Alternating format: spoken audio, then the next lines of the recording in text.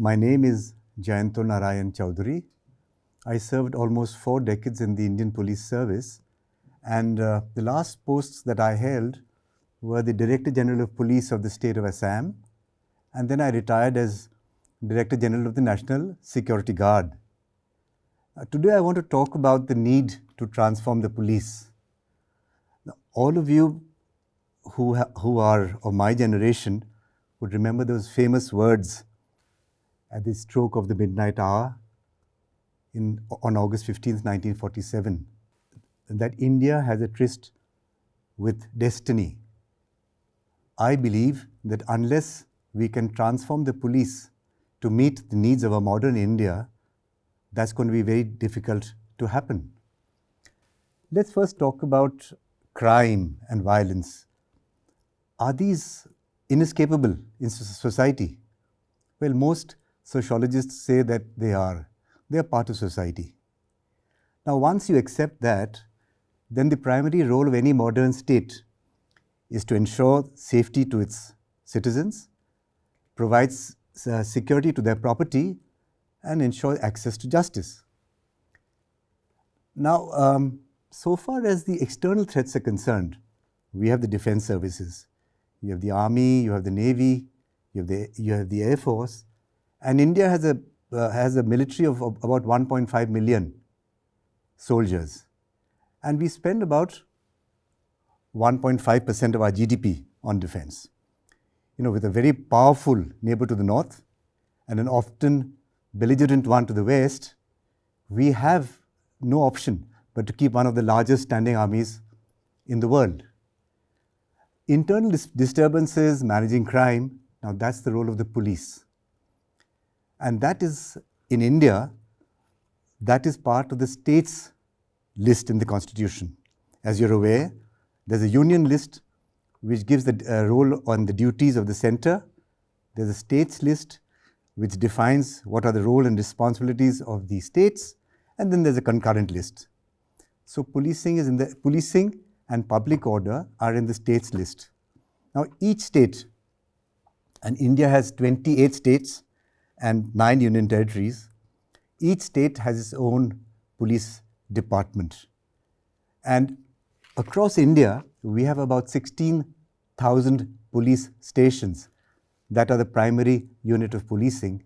And these 16,000 police stations provide policing services to our 1.3 billion people who are spread over 3 million square kilometers, that is India's land borders. We have about 1.5 million personnel in our state police forces, and we have another million in the central armed police forces who man much of the 15,000 kilometers of land borders that we have with our neighboring countries. Now, for all this, the state and center together, we spend 0.1% of our GDP. Now, policing is always contextual. That is factored on time and place. The modern policing began in London, where the Pelion model was based on consent of the community. Later, in the 1920s, post-World War I, the next wave of police reforms in the US brought in what they called professional policing. They had, at that time, technological developments like the motor car, the wireless, the telephone. Forensics had just come in. So the thinking at that time was that you don't need the community. The police are professionals. They will go, they will investigate the crime, they will sort out matters. Now, at that time, in the 1920s, Interpol also emerged, recognizing that crime has a global reach. The next wave of reforms in the United States took place in the 1990s. Now, that was interesting because that was the time when academic researchers partnered with police practitioners. And then you had problem-oriented policing. You had what they call the broken windows theory that propounded that you deal with the smaller crime issues and the larger crimes take care of itself. Then you had CompStat, which was using police data to direct your resources, which was very successful in New York City. All these showed a new phase of policing when practitioners and academic researchers came together. Again, in the United States, policing has always been very local. There are 17,000 police departments over there, but to meet the growing crime, the federal government, they funded 100,000 additional police officers in local departments of law enforcement across the country. In the UK, there was a shift back to community policing in 2011.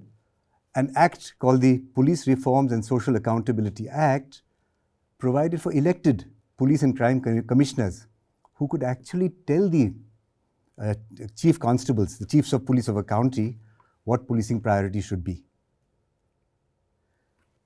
More recently, in the US, there was the President's Task Force on 21st Century Policing that again tried to bring back community engagement with policing, which had to some extent changed after the 9/11 attacks in New York. There, it had become a little more militarized. The police were a little more military-oriented. They started having armored vehicles. They started using military hardware and weapons. So this task force tried to bring it back to community engagement, more use of science and technology, and more training and academic involvement. So far as India is concerned, we've had changing conditions. Naturally, the policing requirements in British India were different. It was a colonial power. Post-independence, also there was naturally a change with you had a elected democratic government coming in. But even in the last 20, 30 years after liberalization, there's been a vast change in policing conditions and policing requirement. I would like to talk about this from 5 or 6 different aspects. None of this is new. We've had a second Administrative Reforms Commission which made 51 recommendations on policing. We've had the Supreme Court that handed down 7 directives that called for police reform. They tried to insulate the police from interference. They called for greater application of technology. They called for better training. They called for more specialization, and they also called for greater accountability. The first thing I'd like to address today is national security. Now, national security has always been one of the prime factors, one of the prime foundations for national security has been the military. But when was the last conventional war we've had? India fought its last conventional war 5 decades ago. In the past 4 decades, India has been the target of what's called a proxy war, launched by non-state actors based in Pakistan and supported by elements in Pakistan's establishment. We've lost about 50,000 people in this conflict. It was Punjab, parts of the Northeast, J&K, and not just these frontier states. Our major cities have been targeted. Parliament was attacked. And of course, the most sensational was the attack in Mumbai on 26th November 2008, where 166 people were killed and billions of dollars or hundreds of crores of rupees lost in property damage. Now, there are other law and order challenges, such as the Maoist movement in states of central India. There's cyber crime. There's interstate criminal enterprises. Now, all these go beyond just one state. And that is why today there's an increasing voice being heard that policing and public order should be shifted to the concurrent list. There are pros and cons to this argument, but the National Investigative Agency, NIA, that was set up after the Bombay attacks is the first where a central agency can actually operate in a state without its consent. In case earlier it was only terrorism, but now even crimes like human trafficking have been included. There's also a great demand coming that we should examine the concept of a federal crime, like they have in the US. Say, for example, terrorism. This will be the mandate of the center. to investigate. Now, there is another approach. Most people don't realize that there's an entry in the union list, the central list: training, research, and the creation of scientific capacity for detection and investigation of crime. That is already on the union list. And if you look at where we stand in terms of training and where we stand in terms of research and our scientific capability, is woefully inadequate.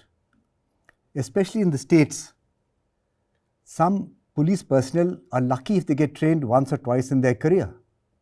It's different in the center. When I was in the NSG, we had one outfit. It was called the 52 Special Action Group. It was mainly the Special Forces commandos who come from the army, and they were trained for anti-hijacking. So they used to train every day. Every day they would rehearse the drill in case of a hijacked aircraft. I asked the young major that, do you really need to do this every day? And he said that, sir, we go into a darkened tube. We have 11 seconds in which to take out the terrorists without hurting the hostages. And that's why we have to train every single day, even if the event doesn't happen in my tenure. Now, in the States, the police personnel are on the roads every day. There's no time for training for them. Training capacity is really, really poor. And that is certainly an area where the center could help. You have a modernization of police funds. It's not very much. Probably the cost of one fighter jet will pay for 2 years of the entire modernization fund that is given to all the states and union territories combined. But so far, and of course now the center, recently they have set up a national center of excellence for technology applications in internal security in IIT Mumbai. They've also set up a national center for technology in policing in IIT Delhi. And I believe in Bangalore they're going to set up a center for information technology in policing. So these are steps in the right direction, because research can certainly make a big difference. Let me give you an example. 8 million cases are registered under the Indian Penal Code each year. It may seem a lot, but when you compare it with other countries, we register 20, 30 times less cases per capita than countries in Europe or in the US. Partly people say that's because of non-registration, but we need research to tell us what would be the optimal level of crime. Because for a police officer who's heading a district or a state, an increase in registered crime means that he's pilloried for letting crime go out of control. But is there a benchmark? Is there a benchmark which would be acceptable to society? And for that, we need research. Let me give you another example of the US. Researchers in the US found that in city across city in that country, 50% of crime were concentrated in 3 to 4% of segments in cities. Now think of yourself as a planner with limited resources. If you knew that 50% was focused in 3 to 4%, it would certainly make a big difference where you would deploy your resources. The 73rd and 74th Amendments had shifted governance to local institutions, the Panchayati Raj and urban local bodies. But the police was not part of that exercise. Now it's true, even when the Constitution was being framed, there were some of our founding fathers who described villages as sinks of localism, dens of ignorance, narrow-mindedness and communalism. And even in our small towns and cities, when you look at the the flaws in dealing with solid waste collection, water supply, you're wondering how can you burden them with yet another responsibility, that of policing. But until we can get our 700,000 villages, until we can get our growing urban sectors engaged with policing, this exercise will not be complete. I'd like to talk a little bit about human resources. Now, there could be a time when, in some future date, certainly not in my lifetime and maybe not in yours, when robocops will patrol the streets. But in India, in the foreseeable future, we will have to depend on our manpower. And if you look at the police population ratio that India has, civil police, it is far lower than any other society going by global benchmarks. The UN mandates about, I think, 220 per 100,000 population. In India, we have half that, and in some places, a quarter that in terms of civil police. And there is a need. Today, there are 7 million personnel employed by private security. So there's obviously a need that we have not been able to meet in terms of boots on the ground.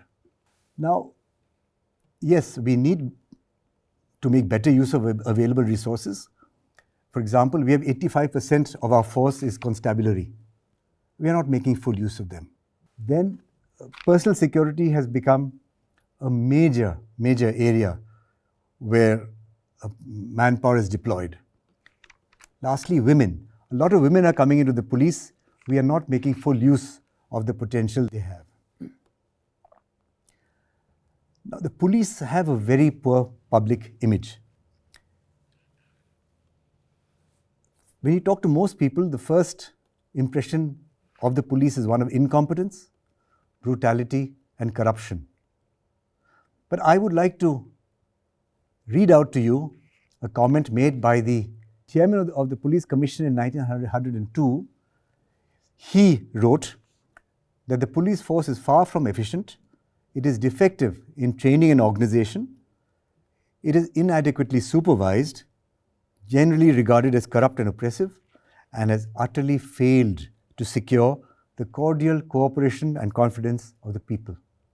Now, that may or may not have been true. It may have been a generalization, and it certainly did not take into account the 35,000 policemen and women who have been killed in the line of duty since 1959.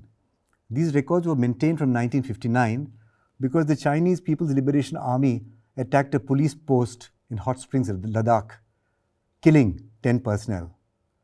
And since that time, October 21st, 1959 was the date. Since that time, on October 21st each year, we have a National Police Commemoration Day. We honor the brave hearts who have been killed since then and the hundreds who are killed every year who join their ranks. There is also National Police Memorial in Chanakyapuri, New Delhi. And I would urge all of you to go and honor these brave men and women in khaki who have laid down their lives. And it's not all on the borders. You have had people from every state and almost all districts, and it is not only fighting the militants or combating the militants or dreaded criminals. Some years ago, a police constable intervened to prevent a robbery and lost his life. In Park Street, Calcutta, a police inspector intervened to stop a group of on motorcycles harassing a woman. He was killed. A young sub-divisional police officer stood in front of a tractor to stop the sand mafia in Madhya Pradesh. They ran over him. And these are just a few stories. Major streets of the cities in India, small dusty paths in towns and villages, the blood of these heroes have mingled with the dust of our country. Now, apart from inadequate training, a lack of resources, the welfare and morale is a major issue in most states. The police work in a highly stressful work environment. A 14 or 16-hour day is normal. A regular weekly off is a rarity. This leads to a lot of frustration, and at times when you talk about alcoholicism in the police is rampant. Because it's not easy, and that when you go to a police officer and he gives you a surly response to your problem, please keep this in mind, that here is this man working with almost next to nothing, giving whatever he can, whatever he has for you. And this is another area that, if addressed, will bring a big change to policing.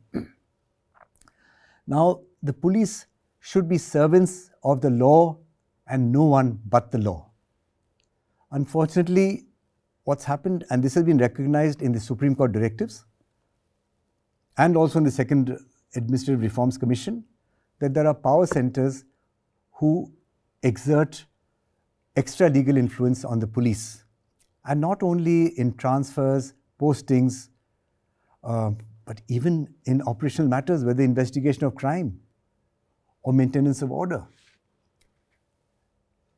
Internally, a lot has to be done to reform our management. You have states like Uttar Pradesh, where you have a force of 325,000. You have a budget of 21,000 crores. You can't run it using 19th or 20th century practices. These are mega organizations. Now, as we ask for more autonomy, there has to be greater accountability. Right now, you have external bodies like state police accountability commissions, you have the various courts, you have even the media, you have civil society organizations. All of them tell the police how to do their job. And that is the problem. There is a lack of defined standard procedures. There's a lack of deliverable outcomes that the police should be held to account for. But it is a fact, if we have to gain the trust of the people, individual aberrations of abuse of power on non-delivery of services must be taken into account. Now, the police are only one common component of the criminal justice system. Yes, they are foot soldiers on the front line, and they do initiate the process. But after the investigations, you have the prosecution, you have the the courts, and you have the corrections. Today, even heinous offences like rape, the convictions is only about 20%. Huge numbers of cases remain pending trial. There's adjournment after adjournment. 70% of the people in our corrections are under trials.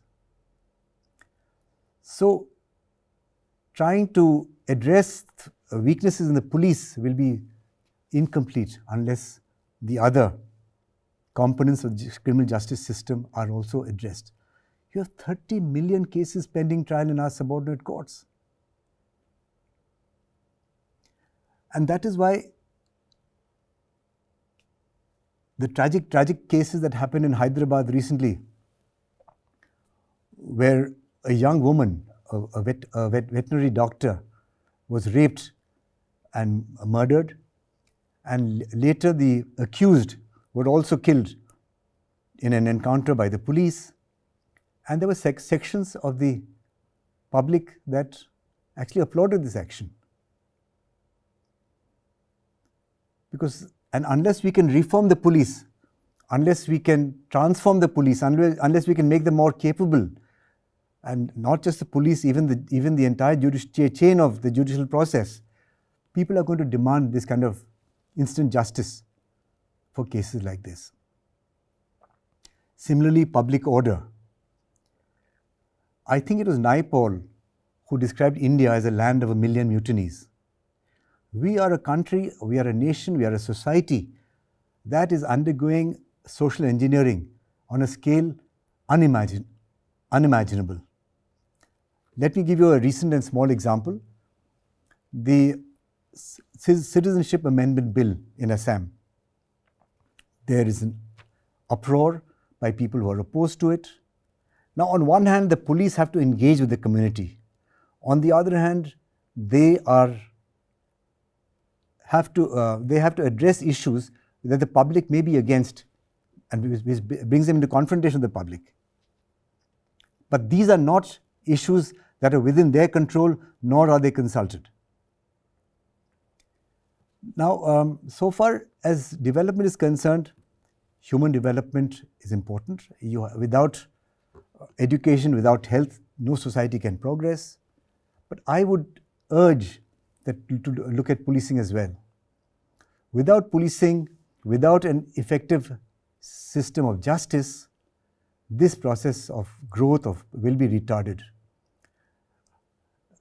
The ease of doing business, the rule of law index, these all reflect how robust our system of justice, how robust our system of policing is. Let me give you one example. In Assam, there was a multinational that wanted to set up a huge paper mill. Everything seemed to be fine. There was water, there was rail and road links, there was raw material, cheap labor. But the chairman of the company had one reservation. He said, "I'm not happy with the law and order situation." And no matter what we tried to do to convince him, he shifted the investment somewhere else. And that is why the Sustainable Development Goal 16 brings out very clearly that internal disturbances, insecurity have a negative impact on development and economic growth. Today, it's good to know that opinion makers, the intelligentsia, are also beginning to understand that they cannot ignore policing as a component required to meet the dreams and to meet the vision of an economically resurgent India. The Tata Trust funded the India Justice Report, which has brought out very well the different indicators and statistics and the data related to not just policing but all the components of justice. The Common Cause brought out a good report, the status of policing in India on an annual basis. That again gives great insights into the status of policing in India. The Indian Police Foundation is an effort to bring people from all backgrounds, the army, the corporate world, the academia, into this whole mission of improving policing in India. Even some political parties in the last elections, they brought out policing reforms in their manifesto. I would like to thank the Brains Trust and the Peninsular Studio for giving me this opportunity to talk about police reforms. It's come out of the closet, so to speak, and I hope that this is just a very small but a first step in more discussions, more engagement with this important issue. May I ask you all to join this national movement for a transformation of the police to one that has integrity, that has efficiency, and that the people can have faith in. Thank you.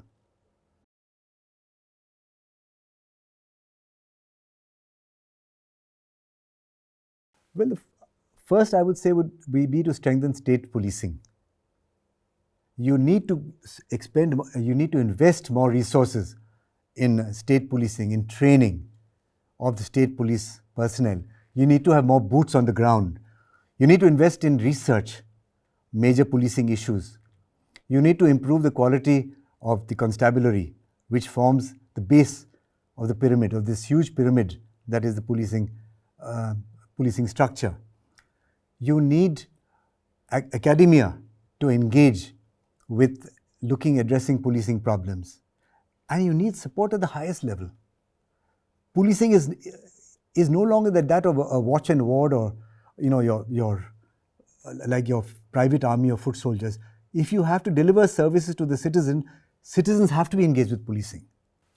Well, in most modern societies it is. If you go to New York, you have patrol officers and you have detectives. The patrol officers are the ones who first reach the scene of a crime.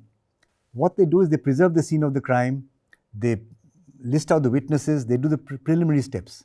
But the actual investigation is carried out by detectives. Now, in India, we call it, you separate law and order and investigation, but that's essentially what it is. And it's done all over the world today because investigation is specialized. And today, with the kind of complex cases you're having, whether it's white collar, whether it's digital, it just, anyone can't do anything. It's become highly specialized. Well, that was the Supreme Court directive. They had said that at 3 levels. They had said that the Chief of Police of a state, the Director General of Police, the Superintendent of Police, and in Delhi, what you call the SHO, and what in the eastern states we call the Officer in Charge, OC. They should have a fixed tenure of 2 years. Well, one thing, as they say in Hindi, tariq pe tariq. Adjournments after adjournments are given, and in serious cases of crime, that cannot be allowed. You have to have, like it used to happen earlier, the Sessions Court would sit and would complete its hearings. And it would be, of course, you can't stop an appeal, and of course there has to be some provision for appeal, but not unending appeals. Let me put it this way, bias. There is inbuilt bias in people, and that can only be got over if the people who are the victims of bias join the police. I'll not talk about communities, let me talk about women. Now, today's safety of women has become a very big issue. And you have a very low proportion of women in the police. Until you reach a critical mass in the police, you're not going to be able to make the kind of difference to women's safety, to women's engagement with the police that you would like. And the same thing will go for communities also. You have communities who are on the fringes, who are on the margins, and you have such a low representation in the police. Partly it's because traditionally they have not joined the police. They don't see it as a career option for them. But you have to join the police. There have to be more people from those communities who join the police. And then there will be a bit of a difference. Because that bias is inbuilt. And unless you work together, you get over that bias. Like, let me give you in the US, for example.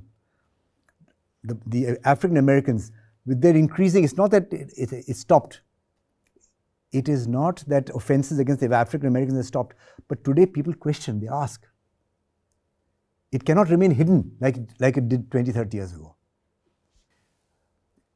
You see, right now there is little in the governance structure that you can do. But you know what? For example, in Delhi, most people don't even know who the SHO is, or even the beat constable. You take it for granted that you must be safe, but you don't even know the face or the name of the man who's supposed to keep you safe. So once in a while, even on Police Commemoration Day on October 21st or any day, just to show them that yes, we know and we care. We know what you're doing for us and we care about it. That would make a big difference. Let me give you another example. Again, I'm going back to the US because I had spent some time there. Now they have the New York Police Foundation. What they have done is, the corporates over there, like what we have CSR, they put together a package and they go to the police and say, okay, you tell us what you need, but what the government budget is not allowing you to procure. Whether it could be training, it could be hard technology, it could be soft technology. And whatever they can with the budget that they have, they try and make it up. So these are two ways. Now, what I hope to do when I go back to Calcutta is to engage with my police station and the ward commission and others to actually be closer to the policemen on the ground, not to the commissioner of police, not to the director general, but to the people on the ground who are supposed to, they may be from a different social background, but he's your guy, he's your cop. There have been some pilot projects that have been taken up in, say, Mumbai, where they tried to have a shift system so that right down to the lowest level, a constable, they could have, if not every week off, at least once a fortnight, they could spend time with their family. They try to bring in some kind of a shift system. But we've got a long way to go. Some other places they've tried counseling for alcoholism. Those who become alcoholics because of the stress, they've tried to bring in counseling because of that. But leave alone psychological first aid, Many places you don't even have medical officers to give you physical first aid if you get hurt. Welfare and morale. Yeah, I had spoken about it earlier, but you're right. I should have mentioned it. It's a critical issue if you want to improve policing. You have to improve the self-image of the police, of the police constable. You have to make him feel that he's somebody. He's not someone just to be pushed and kicked around, like you saw what happened in Delhi recently. Everyone feels that they can kick the police constable around, and you talk to the power centers and everything will be sorted out. And that's what happens, I'm sorry to say. Well, I'll address your first issue first. That is the outsourcing of what should be a sovereign function to private agencies. I mentioned to you that the police population ratio is really very low.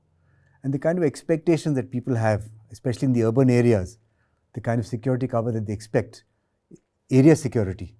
If you're an important person, you'll probably get personal security. But for an ordinary citizen, the kind of area security that you expect, the visible policing presence is not there. And that is why there was this demand which has been met by private security. It's governed by an act, and as of now, there is control over what they do. But you've seen in the US, they've hired private security even to go to war for them. Yep. So that could happen. Now, the second thing you talked about was political influence, I think. Is that what? Actually, it started from the 70s. If I have to draw a line, it actually was the emergency. Before that, it was never that blatant. And that I'm using the word outrageous as it has become today. It differs from state to state. In some states, is more than in other states. But you're actually seen as a lackey. Like the old Zamindars used to have a Lathial, you're seen as a Lathial party. My private army to do my bidding. The Supreme Court has tried its best. It has said that you have to insulate the... but there has to be a social voice also. The problem is that most of us, we just accept things as they are.